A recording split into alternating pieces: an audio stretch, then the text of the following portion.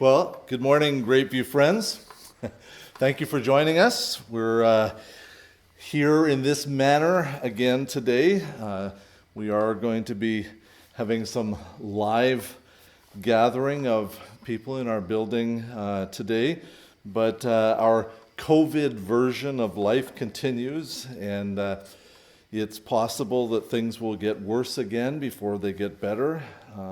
So for the foreseeable future, we are going to continue to provide this online version of our content, of worship and word, to keep us connected as our Grapeview family. And even as we gather here in our building on Sunday, it'll be different. We don't know exactly how it will feel or whether we'll get to do it again anytime soon. So we'll keep trying to communicate with you about the way ahead the best that we can. Will you put God to the test? That's the question that Moses asked of the Israelites this week. Last week, the people were hungry, looking for something to eat, so they grumbled and complained. But God answered them, gave them chicken and bread. This week, they're thirsty and want water. But again, it comes with grumbling and complaining. And Moses' response is, why are you testing God like this? Do you not understand that he will provide for you? That's kind of the second sentence that Moses doesn't actually say. But we have this feeling that that's what he's asking as well.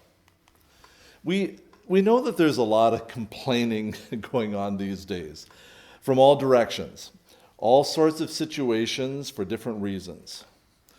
Now, complaining is simply expressing dissatisfaction, if we want to put it that way. We complain sort of in the wake of a negative situation. Something has happened sort of beyond our ability to control and we don't like it. We've had to change plans, or perhaps we've actually experienced some true hardship. So we express it. We all do at one time or another. Now, psychologists tell us that there are two types of complainers. There are chronic complainers and there are venting complainers. Chronic complainers never seem to be satisfied. They have a tendency to ruminate, to keep going over and over their negative circumstances. And they focus on setbacks rather than progress. This kind of continual focus can actually rewire our brains like a habit, and then that becomes our default mode of encountering the world. Venting complainers, on the other hand, are expressing kind of an emotional dissatisfaction with their circumstances. And by showing their anger, their frustration, or their disappointment, we may be really just kind of soliciting attention from our friends. We can feel validated. Yes, you're right. That is not a good situation. Where we get kind of our concerns heard and listened to and a bit of sympathy. We aren't necessarily looking to solve anything. We just simply want that validation. Tell me I'm right. This is bad, isn't it? The other element of complaining is that often we want to find someone to blame as part of the complaint. I, of course, am never the source of my struggles. Someone else is always responsible. So let's keep those thoughts in our minds as we read our passage this morning. Exodus 17. The whole Israelite community set out from the desert of Shin, traveling from place to place as the Lord commanded. They camped at Rephidim, but there was no water for the people to drink. So they quarreled with Moses and said, "Give us water to drink." Moses replied, "Why do you quarrel with me? Why do you put the Lord to the test?" But the people were thirsty for water there, and they grumbled against Moses. They said, Why did you bring us up out of Egypt to make us and our children and livestock die of thirst? Then Moses cried out to the Lord, what am I to do with these people? They're almost ready to stone me. The Lord answered Moses, go out in front of the people, take with you some of the elders of Israel, and take in your hand the staff with which you struck the Nile River, and go. I'll stand there before you by the rock at Horeb. Strike the rock, and the water will come out of it for the people to drink. So Moses did this in the sight of the elders of Israel. And then he called the place Massa and Meribah, two Hebrew words, because the Israelites quarreled and because they tested the Lord, saying, is the Lord among us or not? Massa and Meribah mean quarreling and testing. That's what Moses thought of that spot on their journey. So we have the people complaining about a lack of water and actually quarreling with Moses because they blame him. Okay, complaining and blame. Moses expresses his frustrated complaint. Why quarrel with me? Or why test God on this? That's interesting, isn't it? Don't blame me. It was you who wanted freedom. It was you who have seen God's miracles already. And then Moses even defends God as if God needed defending. Why are you testing God? But Moses heard their complaint and he took it to Yahweh. And then Moses starts with his own complaint to God about these people. And what is God's response to the chronic complainers and the venting complainers? Okay, I hear you. Let's see if we can find a way forward on this. Now, isn't that what we all want to hear when we raise a complaint? Someone who genuinely hears what we have to say, someone who recognizes our concerns are valid, doesn't defend the system, but just leads us towards a solution. That's what we all hope for when we raise a complaint. Now, for a moment, I want us to recall Moses' journey of faith, where he began to learn to trust God. Because I think at this moment in the wilderness, Moses had no doubt that God was going to provide, somehow, some way. That's what God does. And that's been Moses' experience with God from that burning bush, that first moment that Moses had. And Moses has a confident faith that God could do all that God promises.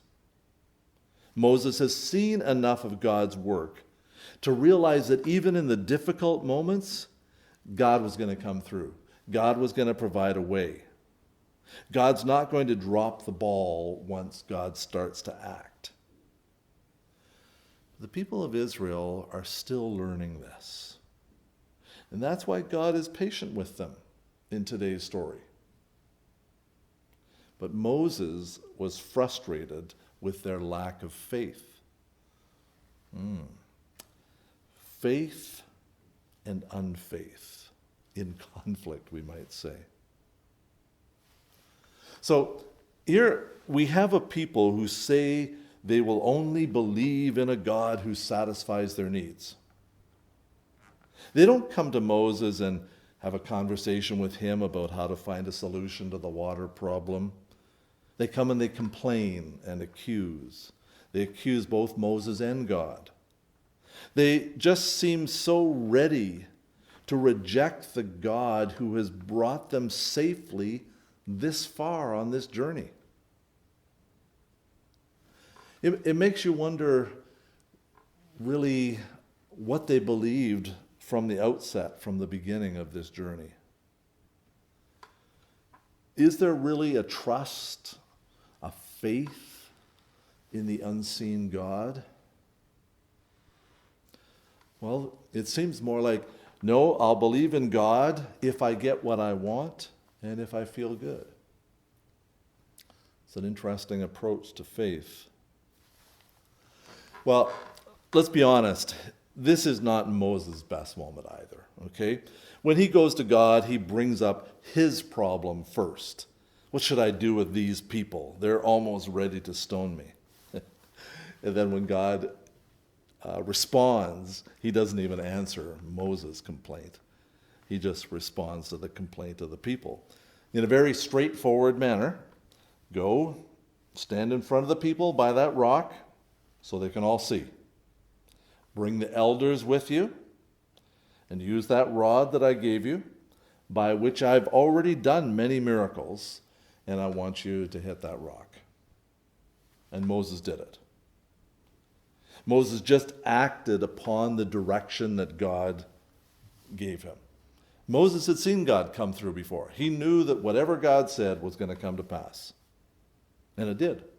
Water from the rock. Now, when you read in Exodus 17, the text there doesn't specifically say, after Moses hit the rock, there was water. We assume water came from the rock, but again, in this story, we don't see the worship and the dancing and the celebration that we saw with some of the earlier miracles. It's as if the people are coming to expect that God will just do miracles whenever they grumble. Now, is that really faith that God will provide? Or is God just kind of like my magic genie? What about waiting upon God to provide when God sees fit? Why are we so concerned to get answers on our schedule and complain when we don't? So I believe that God is still working with this new called out community, the Israelites, as a parent with little children. Teaching them slowly, patiently. Take you a little bit further, a little bit more experience, a little bit more discussion, a little bit more testing that, testing this. But as time goes by, as we read through Exodus, so we read through the Old Testament, expectations start to increase. You should have learned this lesson by now. At 10 years old, you should be able to make a sandwich for yourself when you're hungry, not cry to me to make one for you. That time is coming in Israel's story.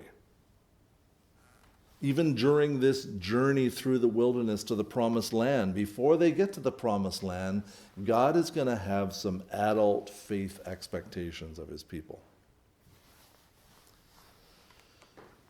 Now, in Paul's letter to the Philippian church, he was addressing some conflict between leaders in their fellowship about what should be expected of people who profess faith in Jesus Christ. Perhaps not unlike the conflict between Moses and the people he was leading. If you follow Jesus, you should have the mind or attitude of Jesus, deeply rooted in your thoughts and in your practice. That's Philippians chapter 2. Now, Paul goes on to spell out in detail what that attitude looked like in Jesus, who, being in very nature God, did not consider equality with God something to be used to his own advantage. Rather, he made himself nothing by taking the very nature of a servant, being made in human likeness, and being found in appearance as a man, he humbled himself by becoming obedient to death, even death on a cross. And because of that attitude, God raised Jesus up.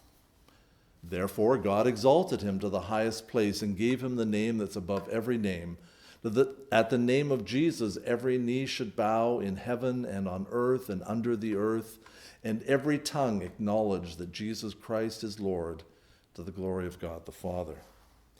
Therefore, Paul says, because of all that, my friends, as you've always obeyed, not only in my presence, but now much more in my absence, continue to work out your salvation with fear and trembling. For it is God who works in you to will and to act in order to fulfill his good purpose. God has a purpose to fulfill in our lives. That good purpose for Jesus was the cross. Therefore, Paul says, live in humility with whatever God places in front of us, whatever the path that he takes us down.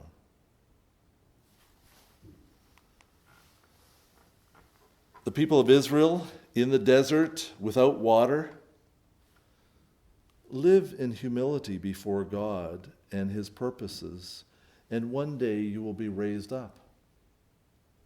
Moses, leading this grumbling, accusing people. Moses, live in humility before God and his purposes, and one day he will raise you up. God is at work in the world in the affairs of our lives.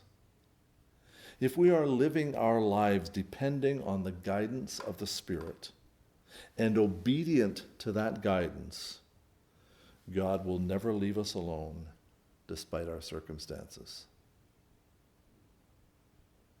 The people of Israel had miracles happening regularly. Month after month, year after year, wandering in the desert, and yet they struggled to trust.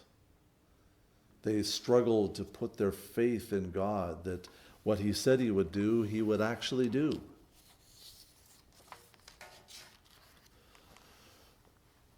The greatest, most miraculous moment in human history was Jesus' death to forgive, to remove, and to bury our sin and our shame. And then his resurrection to new life that allows our life as new creations. And yet Paul says, you need to keep on working out your salvation with fear and trembling. And you will see how it is that God directs you. Well, that's our word for this week, of that challenge of being dependent upon God and trusting without complaining, without putting our agenda, our expectations on God. Do we trust that God has our best interests at heart and that he will take us through no matter what? And that attitude of humility and obedience, of working out with fear and trembling God's good purpose in our lives.